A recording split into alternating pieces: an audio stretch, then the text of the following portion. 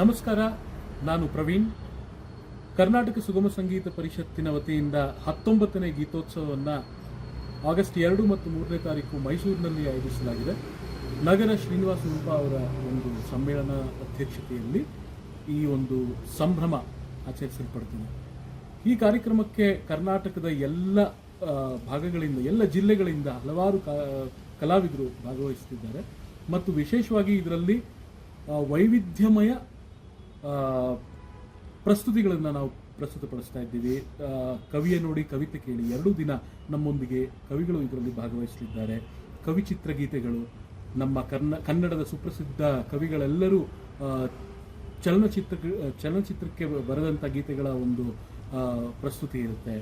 ಆಮೇಲಿಂದ ನವ ಅನ್ವೇಷಣೆ, ಹೊಸ ಗಾಯಕರನ್ನು ನಾವು ವಿವಿಧ ಜಿಲ್ಲೆಗಳಿಂದ ಆರಿಸಿದ್ದೀವಿ, ಅವರ ಒಂದು ಪ್ರಸ್ತುತಿ. ಹಾಗೆ ನವೋದಯ ಕವಿ ಗೀತೆಗಳು, ನವೋದಯ ಕಾಲದಲ್ಲಿ ಬಂದಂಥ ಕಾವ್ಯಗಳು, ಅದರ ಬಗ್ಗೆ ಒಂದು ಮಾಹಿತಿ. ಹಾಗೆ ರಾಗಾಧಾರಿತ ಗೀತೆಗಳು, ರಾಗವನ್ನು ಆಧರಿಸಿ ಯಾವ ರೀತಿಯಲ್ಲಿ ಸಂಯೋಜನೆಯನ್ನು ಮಾಡಲಾಗಿದೆಯೋ ಅದರ ಒಂದು ಪ್ರಸ್ತುತಿ. ಹಾಗೆ ಕೆಲವು ವಿಶೇಷವಾದ ಹೊಸ ಪ್ರಸ್ತುತಿಗಳು ಕೂಡ, ಹೊಸ ಕಾವ್ಯದ ಪ್ರಸ್ತುತಿ, ಒಂದು ಸಾಲಿನ ಕವಿತೆ ಅನ್ನುವಂಥ ಒಂದು ಪ್ರಸ್ತುತಿ ಕೂಡ ಇರುತ್ತೆ. ಇದರೊಂದಿಗೆ ನಾಡಿನ ಸುಪ್ರಸಿದ್ಧ ಕಲಾವಿದರು, ಹೊಸ ಕಲಾವಿದರು, ಹಾಗೆ ನಮ್ಮ ಮೈಸೂರಿನ ಕಲಾವಿದರು. ವಿಶೇಷತೆ ಏನಂದರೆ, ಮೈಸೂರು ಸಾಂಸ್ಕೃತಿಕ ನಗರಿ, ಹಾಗೆ ಮೈಸೂರಿನ ತುಂಬ ಭಾವಗೀತೆಯ ಉತ್ಸುಕರು ಎಷ್ಟು ಜನ ಇದ್ದಾರೆ ಅಂದರೆ ಅದನ್ನು ನೋಡಿ ನಮಗೆಲ್ರಿಗೂ ಆಶ್ಚರ್ಯ ಆಗಿದೆ.